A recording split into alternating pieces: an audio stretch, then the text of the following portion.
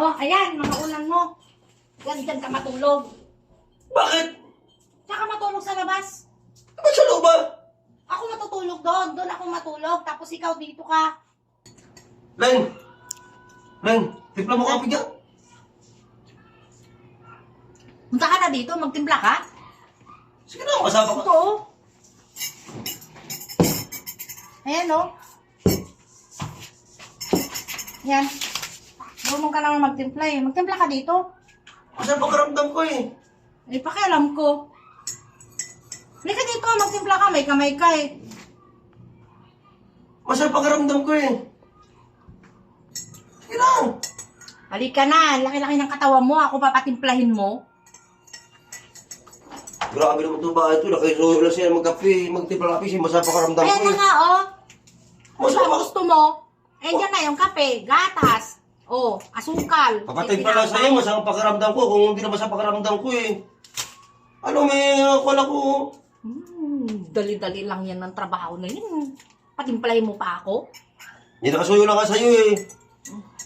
May nalalaman ka pang palagay-lagay sa ubo. Masarap pagkaramdam ko. Tinawag mo may ikon ako. Eh, ano ngayon kung masamang pakiramdam mo, magtimpla lang ng kape, di mo pa kaya? Ay, dyan na nga lahat. Masuyo lang ka sa'yo eh. Grabe ka naman ugali mo. Ay, ba't ganyan yung ugali mo? Ako, tatanungin mo kung bakit ganyan ang ugali ko? Bakit di mo tanungin yung sarili mo? Una-una, dinalan mo ako dito.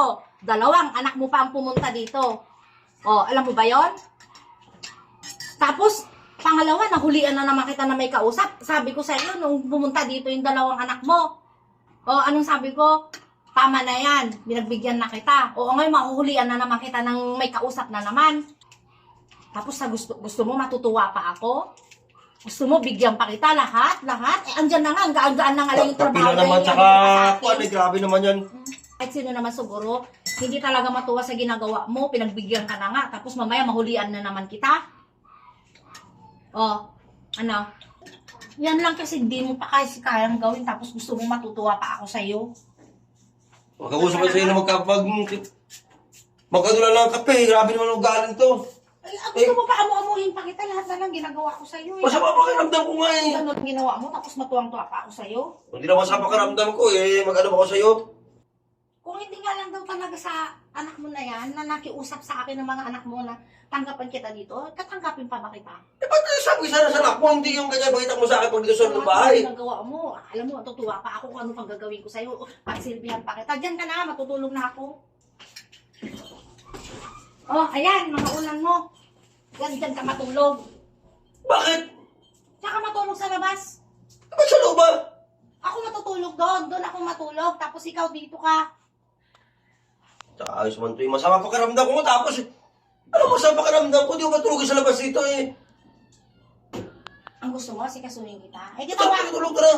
tawagin mo yung ano, yung katawagan mo, doon ka.